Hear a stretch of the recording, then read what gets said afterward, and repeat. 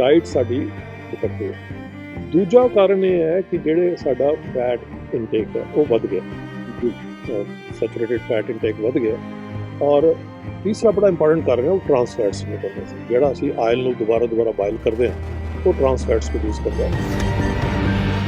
Stress level ਕਰਕੇ ਸਾਡਾ body 'ਚ ਕਈ ਐਸੇ ਹਾਰਮੋਨ ਰਿਲੀਜ਼ ਹੁੰਦੇ हैं जो ਇਹ डायबिटीज़ भी करते हैं, ब्लड प्रेशर भी करते हैं, हार्ट डिजीज़ भी करते हैं और हार्ट अटैक भी यंग एज करते हैं। क्योंकि ये एक मेजर एक नैशनल प्रॉब्लम है जिहदे बारे सानू सारे नूं बैठ के सोचना पऊगा कि असीं किस तरह अपना लाइफ स्टाइल इंप्रूव करिए, किस तरह जिहड़े रिस्क फैक्टर ने उन्हां नूं कंट्रोल करिए या ना होण दईए, पर अगर हो जाण तो दोबारा सर्जरी करना तो बड़ा ज़्यादा रिस्क होंदा। तो उन्हां 'च भी ये वैल जिहड़ा असीं परकुटेनियसली रिप्लेस कर सकते, टावी कर सकते, ਉਹਨੂੰ ਅਸੀਂ ਕਹਿੰਦੇ ਵੈਲ ਵਿਨ ਵੈਲ। ਐਸੇ ਕਈ ਕੇਸ ਕਿਤੇ ਉਹਨਾਂ ਦੇ ਵੀ ਰਿਜ਼ਲਟ ਬੜੇ ਅੱਛੇ ਆਉਂਦੇ ਨੇ।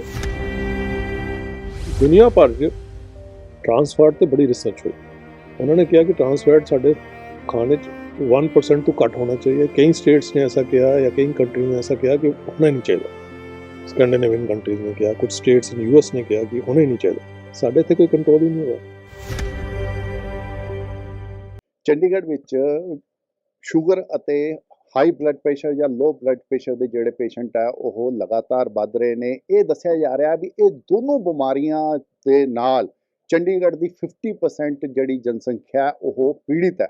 ਔਰ ਇੰਨਾ ਹੀ ਨਹੀਂ, ਇਸ ਦੇ ਕਰਕੇ ਹਾਰਟ ਡਿਜ਼ੀਜ਼ ਜਿਹੜਾ ਹੈ ਉਹ ਵੀ ਵੱਧਦੀ ਜਾ ਰਹੀ ਹੈ। ਸਾਡੇ ਨਾਲ ਡਾਕਟਰ HK ਬਾਲੀ ਸਾਹਿਬ ਹੈ। ਡਾਕਟਰ ਸਾਹਿਬ ਬੜੇ ਮਸ਼ਹੂਰ ਹਾਰਟ ਜਿਹੜੇ ਡਾਕਟਰ ਹੈ ਹਾਰਟ ਦੇ, ਉਹਨਾਂ ਨਾਲ ਗੱਲਬਾਤ ਕਰਦੇ ਹਾਂ, ਜਾਣਦੇ ਹਾਂ ਵੀ ਕਿਉਂ ਚੰਡੀਗੜ੍ਹ ਹੀ ਇੱਕ ਜਿਹੜਾ ਕਿ ਇੰਨਾ ਸੁੰਦਰ ਸ਼ਹਿਰ ਹੈ, ਇੰਨਾ ਵਧੀਆ ਸ਼ਹਿਰ ਹੈ, ਇਨਵਾਇਰਮੈਂਟ ਫਰੈਂਡਲੀ ਹੈ, ਜਿੱਥੇ ਗ੍ਰੀਨਰੀ ਸਭ ਤੋਂ ਜ਼ਿਆਦਾ, ਉਸ ਦੇ ਬਾਵਜੂਦ ਚੰਡੀਗੜ੍ਹ ਬਿਮਾਰੀਆਂ ਦਾ ਘਰ ਕਿਉਂ ਬਣਦਾ ਜਾ ਰਿਹਾ। ਡਾਕਟਰ ਸਾਹਿਬ, ਚੰਡੀਗੜ੍ਹ ਵਿੱਚ ਲਗਾਤਾਰ ਜਿਹੜੇ ਪੇਸ਼ੈਂਟਸ ਹੈ ਉਹਨਾਂ ਦੀ ਸੰਖਿਆ ਵੱਧਦੀ ਜਾ ਰਹੀ ਹੈ, ਜਦ ਕਿ ਚੰਡੀਗੜ੍ਹ ਜਿਹੜਾ ਕਿਹਾ ਜਾਂਦਾ ਪੜ੍ਹੇ ਲਿਖਿਆਂ ਦਾ ਸ਼ਹਿਰ ਹੈ ਔਰ ਬੜਾ ਸੁੰਦਰ ਸ਼ਹਿਰ ਹੈ, ਫਿਰ ਕਿਉਂ ਚੰਡੀਗੜ੍ਹ ਵਿੱਚ ਬਿਮਾਰੀਆਂ ਜਿਹੜੀਆਂ ਵੱਧਦੀਆਂ ਜਾ ਰਹੀਆਂ। ਚੰਡੀਗੜ੍ਹ ਵਿੱਚ ਇਹ ਵੀ ਦੱਸਿਆ ਜਾ ਰਿਹਾ ਵੀ ਜਿਹੜੇ ਕਹਿੰਦੇ ਸ਼ੂਗਰ ਤੇ ਬਲੱਡ ਪ੍ਰੈਸ਼ਰ ਦੇ, ਉਹ ਤਾਂ ਲਗਭਗ 50% ਲੋਕਾਂ ਨੂੰ ਇਹ ਬਿਮਾਰੀ ਜਿਹੜੀ ਹੈ ਉਹਨੇ ਘੇਰ ਲਿਆ और हार्ट डिसीज भी लगातार बढ़ रही है। क्यों सर?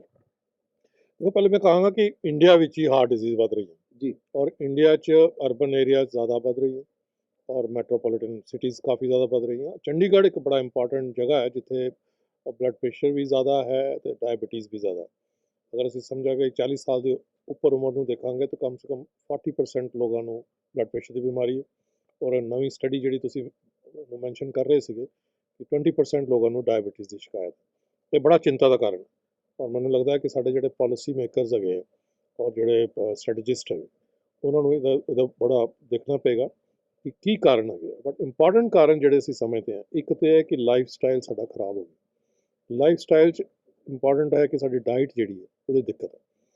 मैं पर्सनली बिलीव करता कि डाइट का जिथे असीं दिक्कत करते हैं तो शुरू तो लैके जिथे फूड शुरू होया फार्मर्स तो लैके जब तक साढ़े टेबल तक पहुँचा उहदे दौरान किस तरह वो ग्रो होया, किहड़े फर्टिलाइजर यूज़ होए, किहड़े पेस्टिसाइड यूज़ होए, किस क्वांटिटी च यूज़ होए, उहदे बाद की एडिटिव ऐड किए गए और जिहड़े साढ़े टेबल ते आंदे तद तक पहुँचते तक उन्हां दी की हालत हो गई। देखण ते बड़े अच्छे लगते हैं, बड़े वड्डे भी लगते हैं, खूबसूरत भी लगते हैं और बड़े कलरफुल भी लगते हैं, पर उन्हां दी न्यूट्रिशन वैल्यू जिहड़ी है उहदे च की दिक्कत है और की एडिटिव ऐसे हैं। वो एक इंपॉर्टेंट कारण है जिहड़ा मैनूं लगदा कि साडी सरकार नूं सोचना पऊगा कि असीं गल करदे हां back to farm and direct from farm and all that, but वो एक बड़ा फैड है। हर एक ना आदमी नूं अवेलेबल है, वो ना इतनी क्वांटिटी च अवेलेबल है कि हर एक घर च वो पहुंचा सके। तो मैनूं लगदा कि डाइट साडी डिफेक्टिव है। दूजा कारण ये है कि जिहड़े साडा फैट इनटेक है वो वध गया जी, सैचूरेटेड फैट इनटेक वध गया।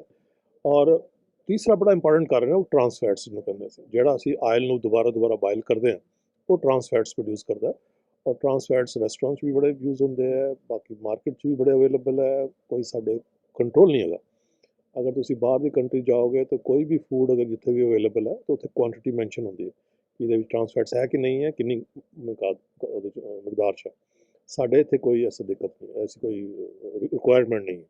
तो ट्रांस फैट बड़ा ज़्यादा बढ़ गया। डाइट एक इंपॉर्टेंट है। दूसरा है कि एक्सरसाइज साड़ी बिल्कुल नेगलीजिबल हो गई कि असी सिर्फ प्ले स्टेशन से खेलते या अपने मोबाइल से देखते हैं या TV देखते रहने, तो साड़ी आउटडोर गेम्स जी बिल्कुल नेगलीजिबल हो गई। ये बचपन तो है, स्कूल गोइंग चिल्ड्रन तो है। Sports is no more a priority. ਪਹਿਲੇ ਪੁਰਾਣੇ ਜ਼ਮਾਨੇ 'ਚ ਹੁੰਦਾ ਕਿ ਖੇਲਣਾ ਬੜਾ ਜ਼ਰੂਰੀ ਹੈ, ਇੰਪੋਰਟੈਂਟ ਹੈ, ਸ਼ਾਮ ਨੂੰ ਖਾਂਦੇ ਹੀ ਖੇਲਦੇ। ਅੱਜ ਤਾਂ ਅਸੀਂ ਦੇਖਦੇ ਹਾਂ ਕਿ ਅੱਧੇ ਘੰਟੇ ਵਾਸਤੇ ਤੁਸੀਂ ਜੋ ਕਰਨਾ ਜਾਂ ਟੀਵੀ ਦੇਖ ਲਓ ਜਾਂ ਖੇਲ ਲਓ, ਉਹ ਬੜਾ ਇੰਪੋਰਟੈਂਟ ਹੈ ਕਿ ਸ਼ੁਰੂ ਤੋਂ ਬਚਪਨ ਤੋਂ ਲੈ ਕੇ ਸਾਡੀ ਜਿਹੜੀ ਫਿਜ਼ੀਕਲ ਐਕਟੀਵਿਟੀ ਹੈ ਉਹ ਨੈਗਲੀਜੇਬਲ ਹੋਵੇ।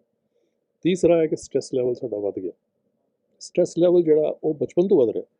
ਬੱਚੇ ਨੂੰ ਵੀ 5ਵੀਂ ਕਲਾਸ ਦਾ ਐਗਜ਼ਾਮ ਦੇਣਾ ਜਾਂ ਚੌਥੀ ਕਲਾਸ ਦਾ ਐਗਜ਼ਾਮ ਦੇਣਾ, ਉੱਥੇ ਕੀ ਐਗਜ਼ਾਮ ਆਇਆ, ਨੰਬਰ ਉਹਦੇ 10/10 ਆਉਣਗੇ ਕਿ ਨਹੀਂ ਆਉਣਗੇ, ਉਹੀ ਸਟ੍ਰੈਸ ਅੱਗੇ ਜਿਹੜਾ ਉਹ ਪ੍ਰੋਫੈਸ਼ਨਲ ਸਟ੍ਰੈਸ ਬਣ ਜਾਂਦਾ। ਫਿਰ ਉਹਦੇ ਬਾਅਦ ਅਚੀਵਮੈਂਟ ਸਟ੍ਰੈਸ ਬਣ ਜਾਂਦਾ, ਪੀਅਰ ਸਟ੍ਰੈਸ ਬਣ ਜਾਂਦਾ।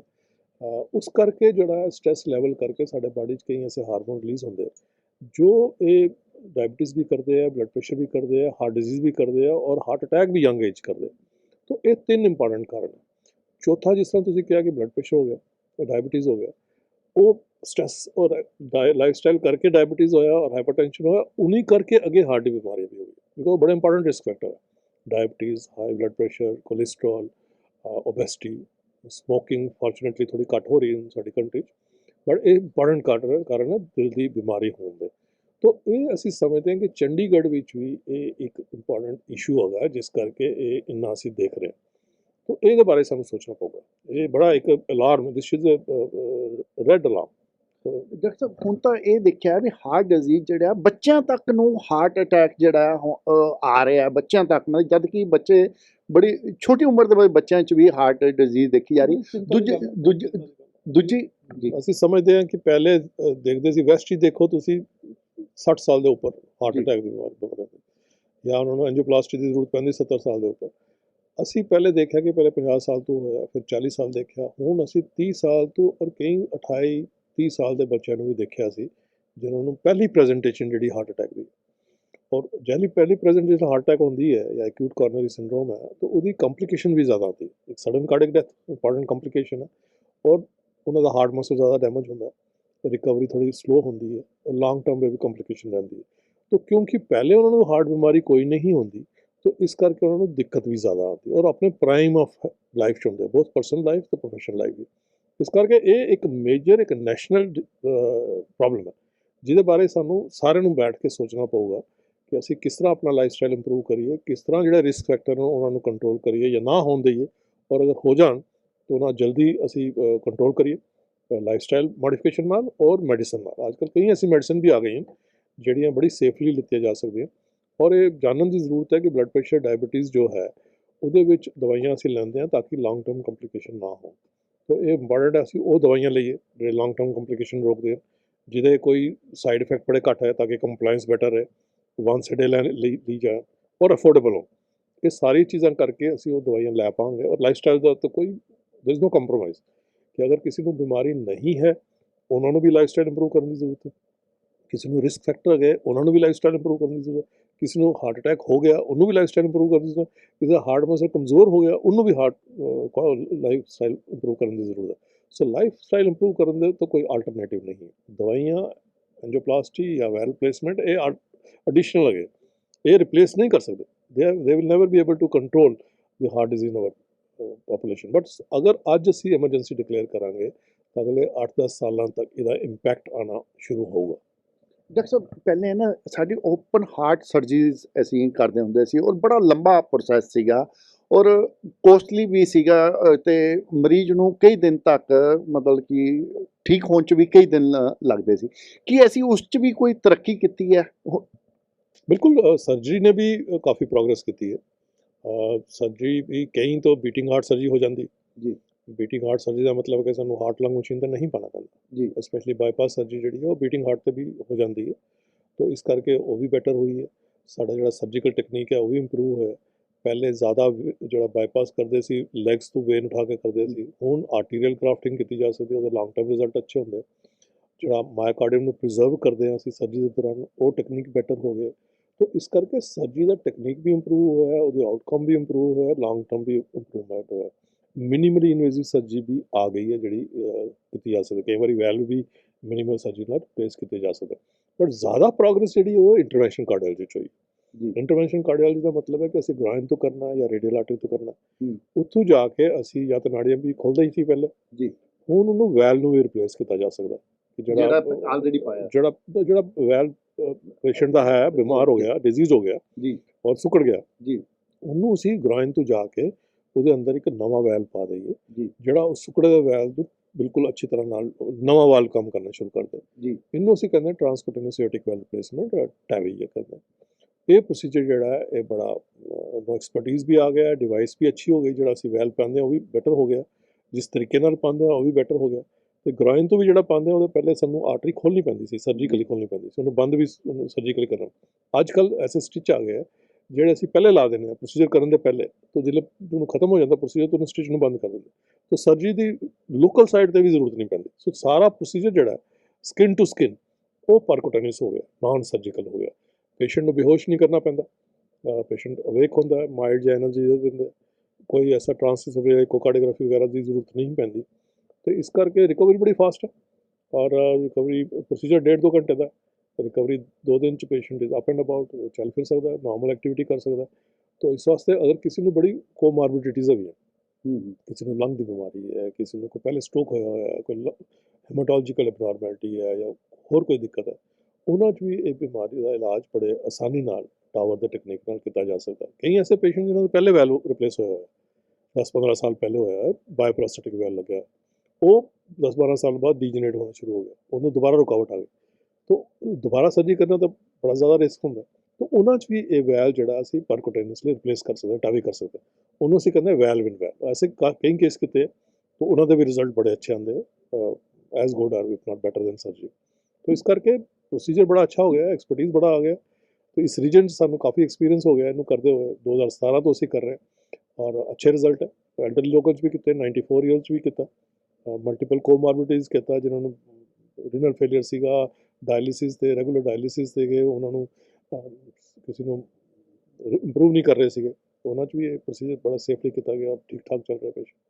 ਡਾਕਟਰ ਸਾਹਿਬ ਜਿੱਦਾਂ ਤੁਸੀਂ ਕਿਹਾ ਟ੍ਰੀਟਮੈਂਟ, ਮੈਂ ਕਹਿੰਦਾ ਹਾਂ ਵੀ ਟ੍ਰੀਟਮੈਂਟ ਦੀ ਜ਼ਰੂਰਤ ਹੀ ਨਾ ਪਵੇ, ਕੋਈ ਇਹੋ ਜਿਹਾ ਸਿਸਟਮ ਵੀ ਹੈਗਾ ਜਿੱਦਾਂ ਤੁਸੀਂ ਕਿਹਾ ਵੀ ਸਾਡਾ ਜਿਹੜਾ ਫੂਡ ਜਿਹੜਾ ਹੈਗਾ, ਚਲੋ ਅਸੀਂ ਮੰਨ ਲਿਆ ਵੀ ਜਿਹੜਾ ਫਾਸਟ ਫੂਡ ਆ ਉਹ ਸਾਨੂੰ ਖਰਾਬ ਕਰ ਰਿਹਾ, ਕੀ ਰੈਗੂਲਰ ਫੂਡ ਜਿਹੜਾ ਆ ਉਹ ਠੀਕ ਹੈਗਾ? ਦੂਜੀ ਗੱਲ ਇਹ ਮੈਂ ਜਾਣਨਾ ਚਾਹ ਰਿਹਾ ਸੀ ਕੀ ਅਸੀਂ ਟ੍ਰੀਟਮੈਂਟ ਤੋਂ ਪਹਿਲੇ ਅਸੀਂ ਕਿਸੇ ਤਰੀਕੇ ਨਾਲ ਬਚ ਸਕਦੇ ਹਾਂ, ਸਿਰਫ ਫੂਡ ਚੇਂਜ ਕਰਕੇ ਜਾਂ ਹੋਰ ਐਕਸਰਸਾਈਜ਼ ਕਰਕੇ? ਕਿਆ ਕੋਈ ਕਿਹੜੇ ਤਰੀਕੇ ਹੈਗੇ ਜਿਸ ਕਰਕੇ ਅਸੀਂ ਡਾਕਟਰ ਕੋਲੇ ਜਾਂ ਇਸ ਬਿਮਾਰੀ ਤੋਂ ਆਉਣ ਤੋਂ ਪਹਿਲਾਂ ਹੀ ਅਸੀਂ ਬਚ ਜਾਈਏ? ਜੀ ਤਿੰਨ ਇੰਪੋਰਟੈਂਟ ਕਾਰਨ ਹੈ, ਜਿਸ ਮੈਂ ਤੁਹਾਨੂੰ ਪਹਿਲੀ ਗੱਲ ਲਾਈਫ ਸਟਾਈਲ 'ਚ ਹੀ ਆਉਂਦਾ ਸਾਰਾ। ਜੀ ਆਪਣੀ ਡਾਈਟ ਇੰਪਰੂਵ ਕਰੋ। ਡਾਈਟ ਹੀ ਤੁਸੀਂ ਕਿਹਾ ਕਿ ਨਾਰਮਲ ਸਾਡੀ ਜਿਹੜੀ ਡਾਈਟ ਹੈ, ਨਾਰਮਲ ਡਾਈਟ ਤੇ ਹੈ, ਅਸੀਂ ਇਹ ਦੇਖੀਏ ਕਿ ਉਹ ਨਿਊਟ੍ਰੀਸ਼ੀਅਸ ਡਾਈਟ ਹੋਏ ਜੀ ਔਰ ਉਹਦੇ 'ਚ ਕੋਈ ਐਡੀਟਿਵ ਨਾ ਹੋਣ, ਉਹਦੇ 'ਚ ਕੋਈ, ਪਹਿਲੀ ਗੱਲ।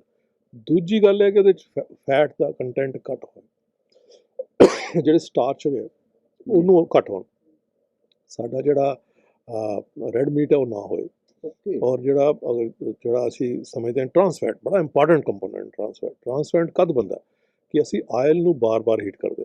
ਉਹ ਤੁਸੀਂ ਸੋਚੋਗੇ ਕਿ ਸਿਰਫ ਰੈਸਟੋਰੈਂਟ 'ਚ ਹੀ ਹੋ ਰਿਹਾ, ਫਰਾਈਡ ਫੂਡ 'ਚ ਹੀ ਹੋ ਰਿਹਾ ਜਾਂ ਫਾਸਟ ਫੂਡ 'ਚ ਹੀ ਹੋ ਰਿਹਾ, ਪਰ ਤੁਸੀਂ ਅੱਗੇ ਪਿੱਛੇ ਦੇਖੋਗੇ ਕਿ ਅਸੀਂ ਆਪਣੇ ਸਮੋਸੇ ਜਦ ਖਾਂਦੇ ਹਾਂ ਤਾਂ ਸਮੋਸੇ ਤੇ ਚੇਂਜ ਹੁੰਦੇ ਰਹਿੰਦੇ, ਕਸਟਮਰ ਚੇਂਜ ਹੁੰਦੇ ਰਹਿੰਦੇ ਆ, ਬਟ ਉਹ ਆਇਲ ਨਹੀਂ ਚੇਂਜ ਹੁੰਦਾ, ਉਹ ਬਾਰ-ਬਾਰ ਉਹ ਹੀਟ ਹੁੰਦਾ, ਉਹ ਟਰਾਂਸਫੈਟ ਪ੍ਰੋਡਿਊਸ ਕਰ ਰਿਹਾ।